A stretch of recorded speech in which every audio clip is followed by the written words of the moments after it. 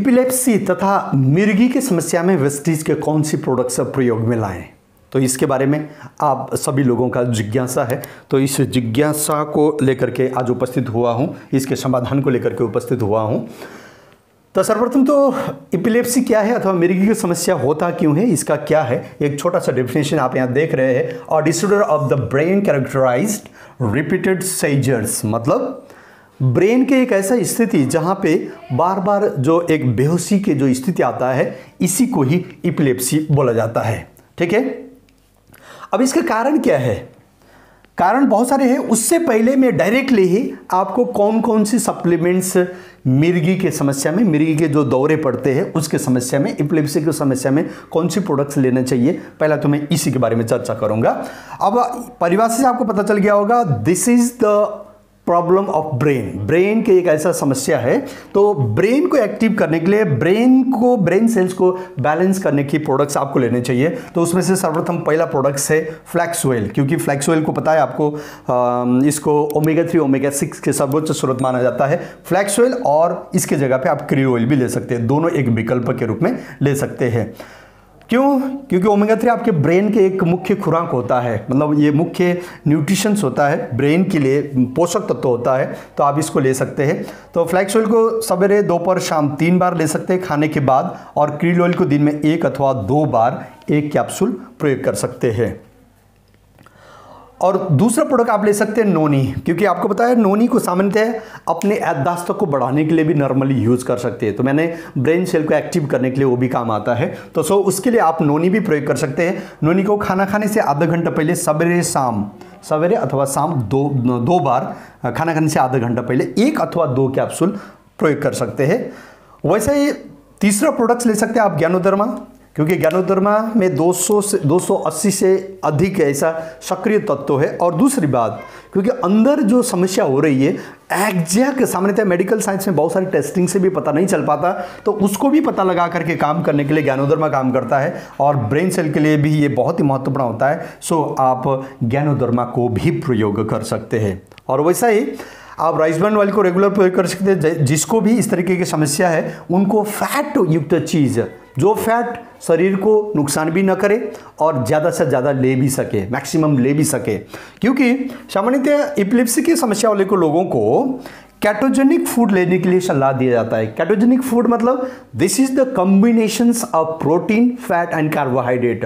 Proper combination के मतलब 65 to 75% fat होना चाहिए, 20 to 25% प्रोटीन होना चाहिए, 5% कार्बोहाइड्रेट होना चाहिए। तो इस तरीके की कॉम्बिनेशन युक्त फूड आपको लेनी चाहिए। तो उसके लिए फैट चीज़, अब ज़्यादा ऐसा फैट लोगे तो शरीर को और नुकसान कर सकता है, और जगह नुकसान कर सकता है। आपके ब्रेन के लिए तो अच्छा हो गया, मगर एपिलेप्सी के लिए तो अच्छा हो गया, बाकी फिर दूसरा तरफ नुकसान कर सकते हैं। सो उसके लिए आप मैक्सिमम अधिक से अधिक राइसब्रान ऑयल का प्रयोग कर सकते हैं, जो और कोई नुकसान नहीं करेगा, मगर आपके लिए जो जिस मात्रा में फैट चाहिए उस फैट को भी ये पूर्ति कर सकता है। ठीक है, तो ऐसे 5 प्रोडक्ट्स हम ले सकते हैं। स्पिरुलिना, स्पिरुलिना को खाने के बाद 1 अथवा 2 कैप्सूल सवेरे शाम 2 बार ले सकते हैं सामान्यतः इन समस्या में। ठीक है, और क्योंकि स्पिरुलिना के अंदर भी बहुत सारा ऐसा पोषक तत्व है, प्रोटीन्स भी इसके अंदर है, क्योंकि हमें कार्बोहाइड्रेट तो कम ही लेना है, और स्पिरुलिना प्रोटीन के बहुत बड़ा स्रोत है, जिसमें प्रोटीन थोड़ा सा ज़्यादा चाहिए होता है। तो आप स्पिरुलिना भी ले सकते हैं। बाकी अन्य न्यूट्रिशंस की जो कमी होती है उस कमी को पूर्ति करने के लिए भी स्पिरुलिना को बखूबी ले सकते हैं। ठीक है, अब ये तो हो गया कौन कौन सी सप्लीमेंट चाहिए और कितना लेना चाहिए, किस तरीके से लेना चाहिए। अच्छा, कब तक लेना चाहिए ये भी प्रश्न उठता है, जब तक आप क्लियर ना हो। एक तो ये प्रश्न है। बाकी कभी भी सप्लीमेंट्स के कोर्स आपने शुरू किया है तो 3 से 4 महीना तो आपको रेगुलर लेने चाहिए, बिकॉज एवरेज एक सेल्स की जो उम्र होता है 3 से 4 महीना होता है। ठीक है, तो इस तरीके से आप ऐसा मेंटेन करना चाहिए। ठीक है, अब ये प्रश्न उठता है कि इसका कारण क्या है, what is the cause of epilepsy, reason, cause क्या है। यहाँ लिखा हुआ है imbalance of nerve signalling called neurotransmitters. आपके जो न्यूरोट्रांसमीटर्स में, मतलब शरीर में कुछ भी हुआ, हलचल होता है, कहीं भी कुछ भी कराना हो तो यहाँ से एक सिग्नल जाती है, तो वो सिग्नल्स में जो प्रॉब्लम आना, इम्बैलेंस होना, तो वही इसके एक कारण है, यानी ब्रेन सेल से संबंधित समस्या है। दूसरा, ब्रेन में कोई ट्यूमर्स बनना, अगर ट्यूमर्स की समस्या हो तो नोनी और ज्ञानोदर्मा उसको खत्म करने के लिए काम करते हैं, ठीक है। तो ट्यूमर्स अगर हो तो उसके लिए भी, उसके कारण भी ये समस्या हो सकता है। शरीर में बार बार स्ट्रोक आना, है ना, अटैक आना, स्ट्रोक्स आना, तो उसकी वजह से भी ये समस्या होता है। ब्रेन डैमेज होना, किसकी वजह से, बीमारी अथवा कोई दुर्घटना की वजह से, कोई एक्सीडेंट्स वगैरह होता है तो उसके कारण से अगर ब्रेन सेल डैमेज होता है तो उस केस में भी ये समस्या हो सकता है। तो इतने कारण की वजह से होता है। अब सामान्यतः नॉर्मली उनको क्या करना चाहिए ऐसा व्यक्ति को?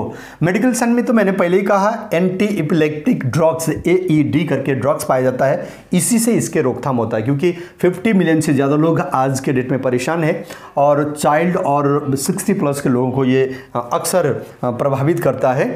तो इनको क्या करना चाहिए? How can you reduce? इसको रिड्यूस करने के लिए सामान्यतः क्या करते हैं? एक तो शुरू से ही जब माँ गर्भवती होती है उस टाइम उनके हेल्दी डाइट को फॉलो करना चाहिए, तो उस टाइम भी कुछ कमी होने से फ़र्क पड़ जाता है।